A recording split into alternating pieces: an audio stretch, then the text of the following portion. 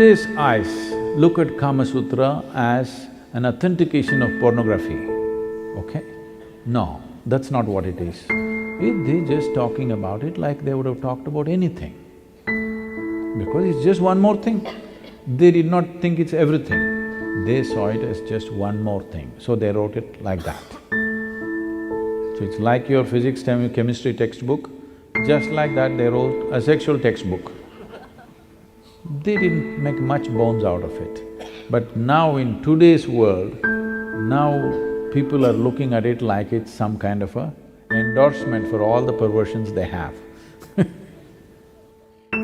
Today I would say 95% of human energy is either invested in sex or money. Yes or no?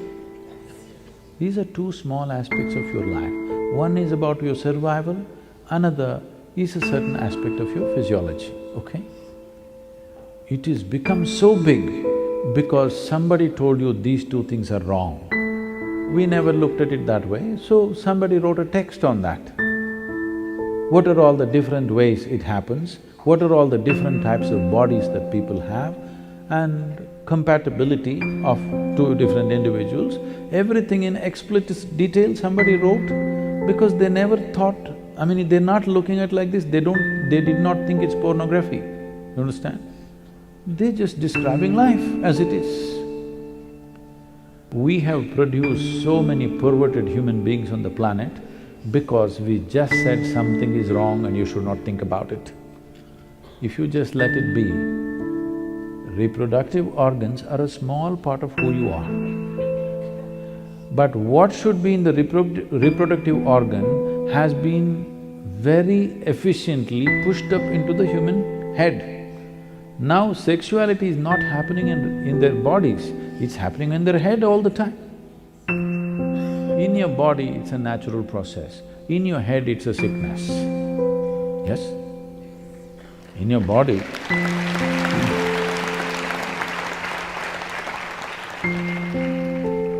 it is just a natural process, we're all born out of it.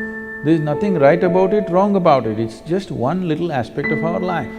If we resist it, it'll rise into our head, and now it looks like entire life is just about that. We are a godless country, we are a country without any morals. There's no morality in this country. We could live like this and really live well because there was a huge rise of consciousness. Everything could be looked at simply the way it is. People were ruled by their consciousness, not by morality, not by the fear of punishment, simply by the sense of living. So because there was such a society, anything could be talked anywhere and there was no issue. Well, that's not the condition right now, that's a different thing. But this is how this culture and this nation evolved. It took thousands of years of work to get this mass of people to that state. But slowly that is changing because now we have taken in Western morality where something is good, something is bad, something is God, something is devil, something is high, something is low, something is pure, something is impure. There was no such thing in this culture. We just saw life just the way it is. How much of what to do in your life is an individual choice. Because we clearly understood the nature of human mind, in this mind, if you say something is bad, do not think about it, that will become the full-time job in the minds of your friends.